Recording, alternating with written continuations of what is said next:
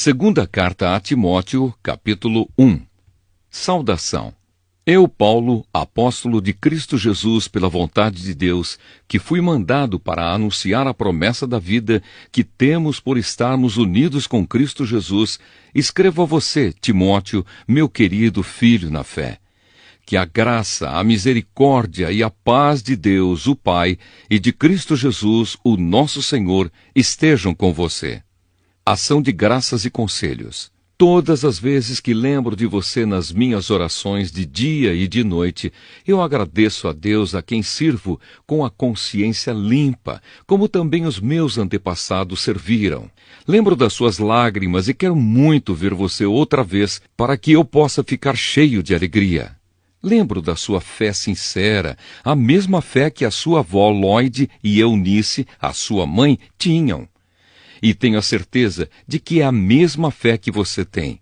Por isso quero que você lembre de conservar vivo o dom de Deus que você recebeu quando coloquei as mãos sobre você. Pois o Espírito que Deus nos deu não nos torna medrosos, pelo contrário, o Espírito nos enche de poder e de amor e nos torna prudentes.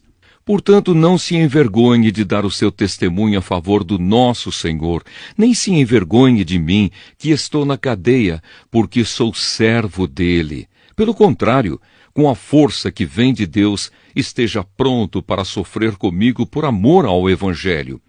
Deus nos salvou e nos chamou para sermos o seu povo.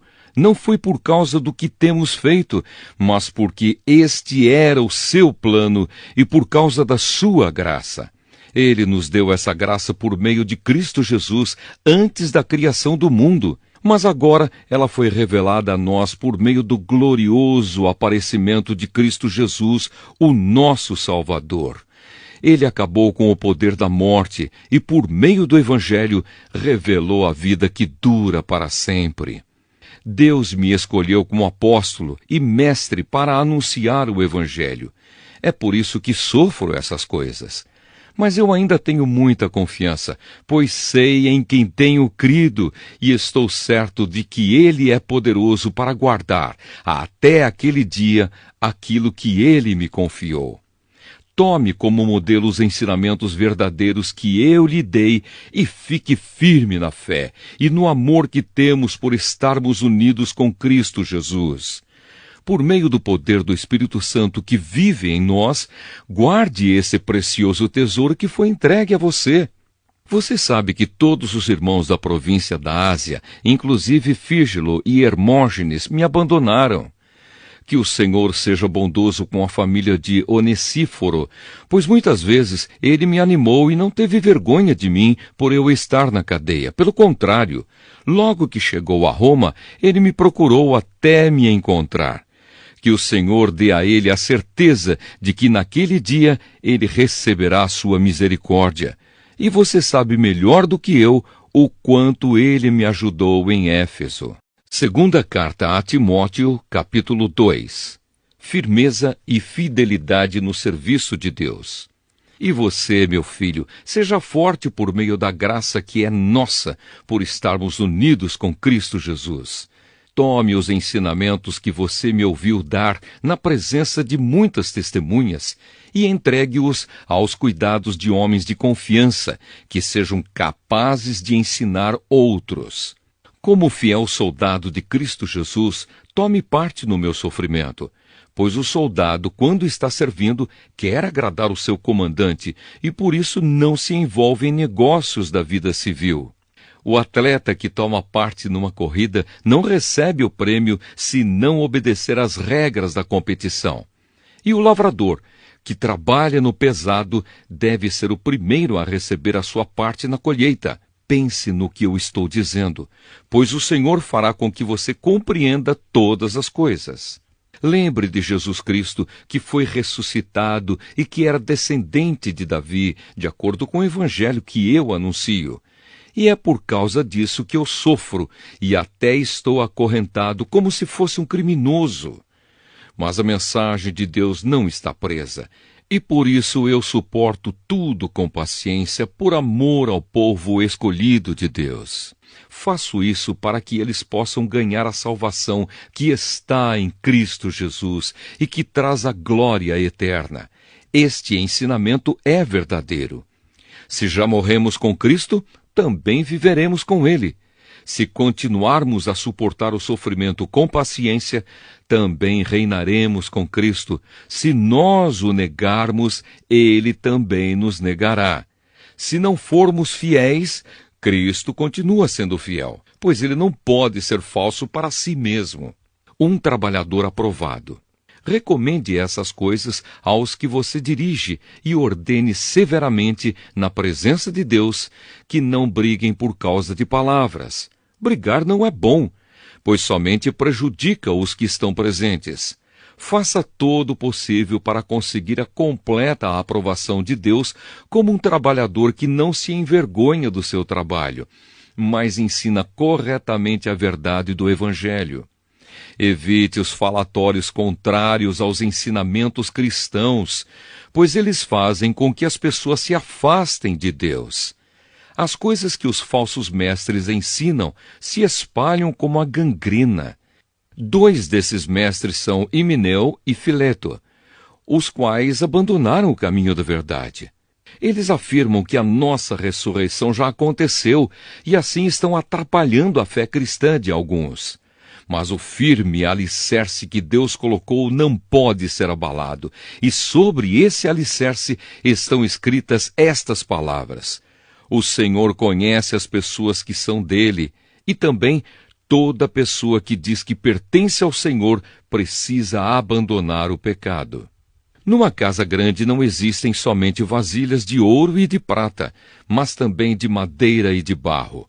Algumas são para ocasiões especiais e outras para todos os dias. Quem se purificar de todos esses erros de que tenho falado será usado para fins especiais, porque é dedicado e útil ao seu mestre, e está pronto para fazer tudo o que é bom. E você, Timóteo, fuja das paixões da mocidade e procure viver uma vida correta, com fé, amor e paz, junto com os que com um coração puro pedem a ajuda do Senhor. Fique longe das discussões tolas e sem valor, pois você sabe que elas sempre acabam em brigas. O servo do Senhor não deve andar brigando, mas deve tratar todos com educação. Deve ser um mestre bom e paciente, que corrige com delicadeza aqueles que são contra ele. Pois pode ser que Deus dê a eles a oportunidade de se arrependerem e de virem a conhecer a verdade. E assim voltarão ao seu perfeito juízo e escaparão da armadilha do diabo que os prendeu para fazerem o que ele quer. Segunda carta a Timóteo, capítulo 3. Os últimos dias.